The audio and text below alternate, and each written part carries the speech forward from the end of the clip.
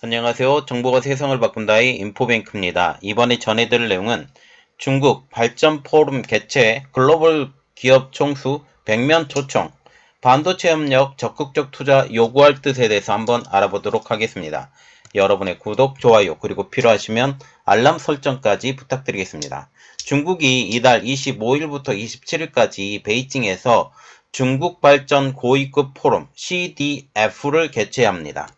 이를 위해 중국은 삼성전자를 비롯해서 아람코, 애플, 쉘, BMW 등 글로벌 기업 총수들을 자국으로 초청했죠. 그런데 문제는 이겁니다. 현재 미국의 강력한 제재를 받고 있는 상황에서 개최되는 것이기 때문에 관심이 집중되고 있죠.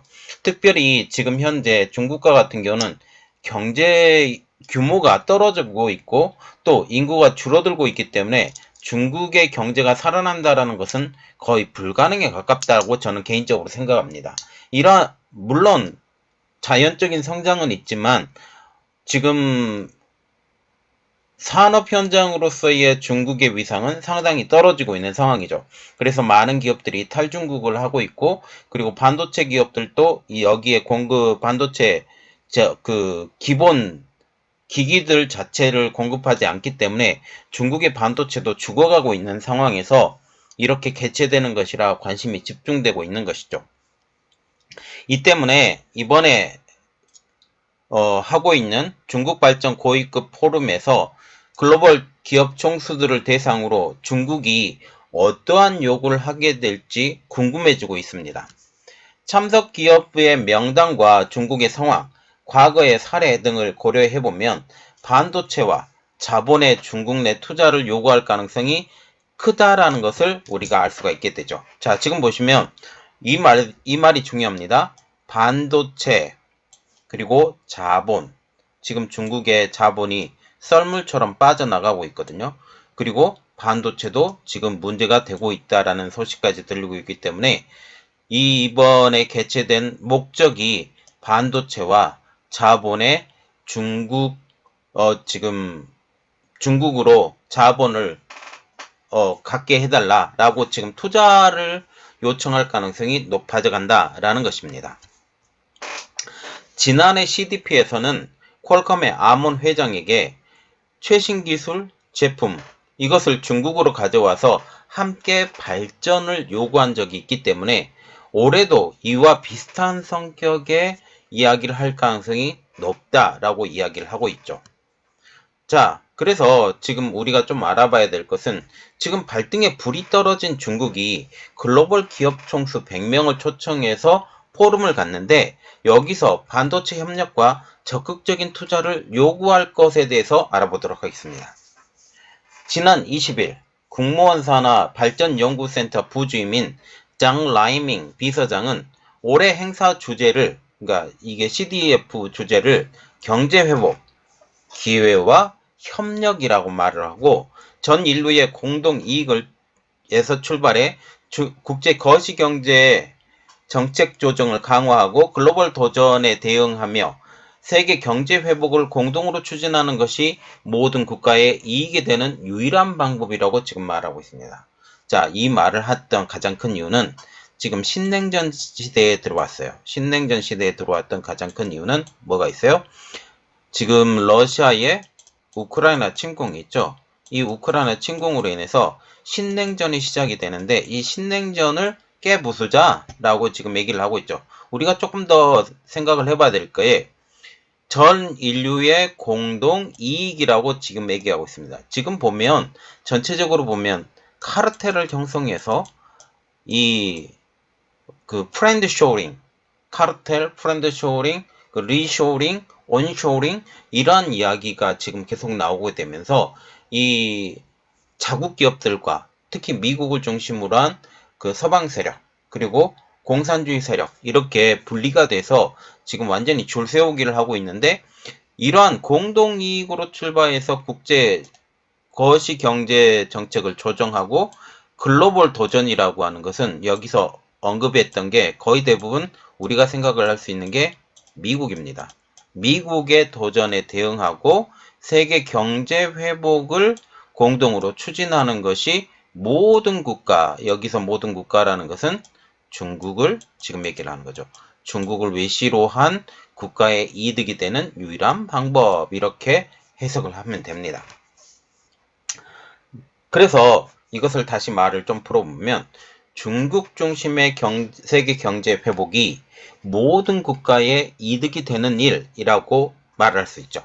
특별히 이번에 CDF의 그 포럼의 지금 목적 자체가 경제 회복, 기회와 협력. 여기 경제 회복이라는 것은 누구의 경제 회복이냐면 중국의 경제 회복을 말을 하고 있다라고 우리가 알면 되는 거죠. 특별히 올해에는 삼성전자, 애플, 퀄컴 등 반도체 생산기업, 그리고 팹리스를 초청 대상에 포함시킨 것이 눈길을 끌고 있습니다. 이 때문에 이들 회사, 그래서 반도체 생산기업, 팹리스들을 대상으로 중국 기업들과의 반도체 협력을 요청할 가능성이 제기되고 있죠. 그 배경에는 중국이 갈수록 강화되는 미국의 반도체 견제의 돌파구를 찾지 못하고 있는 상황이기 때문입니다. 즉, 중국 혼자만의 힘으로 중국 반도체 난관을 헤쳐나갈 수 없기 때문이라는 분석이 나오고 있죠. 포럼 주관사인 중국발전연구기금회 팡진 부이사장 겸 비사장은 지난해 10월 공개된 CDF 대화에서 글로벌 1위 팹리스인 미국 퀄컴의 아문 CEO에게 퀄컴이 더 많은 교류, 특히 연구개발 역량을 강화하고 최신 기술 제품을 중국으로 가져와서 중국과 함께 발전할 것으로 믿는다라고 말을 했습니다. 우리가 여기서 눈여겨봐야 될 것, 최신 기술과 제품을 어디로 갖고 와야 된다고요? 중국으로 가져와서 중국과 함께 발전을 영위한다. 이게 작년 3월 달에 이야기를 했던 건데, 그때 당시에 미국은 지금 화웨이에 5G 장비를 5G 칩을 공급하지 않은 상황이죠. 그래서 우리하고 협력하면 너희들이 더 발전할 텐데 라고 지금 말을 한 것이죠. 그래서 노골적으로 중국에서 사업을 영위할 것을 주문한 것입니다. 그러면서 퀄컴과 중국 기업 간의 강력한 상호 이익 협력은 미중 관계의 건강과 안정적인 버팀목이라고 말하면서 퀄컴이 업계 리더 지위를 활용해 중미 양국 각계각층의 소통과 협력을 촉진할 수 있기를 바란다고 주문했습니다. 자, 여기서 중국 기업이라는 것은 어디를 뜻하는 것 같아요? 거의 화웨이를 뜻합니다. 화웨이와 지금 강력한 상호 이익을 나눠 가지자 지금 화웨이에서 상당한 부분에 지금 퀄컴의 칩을 사주겠다라고 말을 했던 것이죠. 그리고 올해에는 아마 엔비디아와 AMD가 타겟이 될 것 같습니다. 따라서 올해에는 삼성전자 등 반도체 생산 설계 기업이 중국의 대외 개발 과정에 참여해서 이득을 함께 나눠 갖자라고 설득을 할 수 있어요. 그런데 이게 가능하냐? 저는 가능하지 않다고 봅니다. 즉, 중국의 거대 내수 시장과 산업 체인을 미끼로 던지면서 첨단 기술 기업을 유혹할 가능성도 배제할 수 없다라는 거죠. 우리가 이 큰 시장을 너희에게 단독으로 주겠다, 아니면 몇 개 회사에게 넘겨주겠다. 그런데 조건이 하나가 있다. 우리에게 기술을 넘겨주고 또한 협력도 같이 해서 협업을 해보자 라고 말을 한다라는 거죠. 그런데 지금 미국은 뭐라고 하고 있어요? 지금 가이드라인을 칩스법의 가이드라인을 발표해서 중국에서 그 기술 협력 안 된다. 10년간. 지금 이렇게 얘기를 하고 있잖아요. 그래서 결국은 미국이 이미 가이드라인을 발표한 상황에서 이러한 것들이 일어났다. 특별히 가이드라인이 발표된 이 상황이 이 CDF가 그 포럼이 일어나기 바로 전에 발표가 된 것도 우리가 눈여겨볼 수 있다라는 점이죠. 지금 이러한 유혹할 가능성이 배제할 수 없는 상황에서 지금 시진핑 국가주석의 핵심 측근인 리창 신임 국무원 총리가 주관하는 신임 국무원 총리가 직접 나서서 글로벌 기업들과 대면할 수도 있다라는 말도 나오고 있습니다. 관례대로라면 리 총리도 CDF에 참석하게 된다라는 것이죠. 일부 유럽 기업들의 경우 올해 리 총리와의 면담에서 제외됐다며 중국 측의 초청을 거절했다고 중국 현지 소식통은 전했습니다. 그런데 지금 이 말에 조금 어폐가 있는 게 뭐냐면 리 총리의 면담이 제외됐다고 중국 측의 초청을 거절한다? 이건 말도 안 되는 거죠. 그렇게 보고 있습니다. 저는 개인적으로. 그래서 이번 올해 주제는 경제 회복, 기회와 협력입니다. 특히 이 말을 그대로 뜯어보면 중국 내수 시장의 확대를 통해 경제 회복에 초점이 맞춰져 있습니다. 지금 중국과 같은 경우는 외부 세력으로 보면 지금 인플레이션 영향으로 지금 현재 어떤 하고 있냐면 외국에서 주문량이 계속 줄고 있어요. 주문량이 계속 줄고 있다면 해외 수출 비중이 낮아짐을 의미할 수 있죠. 이 해외 수출 비용이 낮아진다는 것은 결국 그들의 GDP를 늘리기 위해서는 어떤 것이 필요하냐면 내부 시장, 특히 내수 시장의 성장이 필요하다는 거죠. 그래서 우리가 봐야 되는 것은 내수 시장의 확대를 통한 경제 회복, 이렇게 볼 수 있다는 거죠. 이는 글로벌 기업들에게 중국 시장의 회복력과 잠재력을 이번에 보여주면서 이들 기업들로 하여금 중국 편에 서도록 만든다라는 것이죠. 또한 그동안 폐쇄적인 이미지가 많았던 중국을 안정적이고 공정하며 투명하고 예측 가능한 경영 환경을 지녔다라는 것을 보여준 것으로 알려지고 있습니다. 우리가 정말 믿지 못하는 것은 투명하지 못하는 중국, 그리고 예측 불가능한 경영 상황. 그 가장 큰 이유는 중국 공산당 때문이죠. 중국 공산당 때문에 어떤 상황이 어떻게 긴박하게 변할 수 없다라는 거죠. 특별히 우리가 홍콩을 보면서 이 이야기가 나올 수가 있는데 홍콩이 영국에서 중국으로 넘어갔잖아요. 중국으로 넘어가면서 이 홍콩에 대해서 잘 관리를 하라고 영국은 이야기를 합니다. 그런데 지금 홍콩은 어떻게 됐어요? 국가보안법을 통해서 완전히 망가진 도시국가가 돼버린 거죠.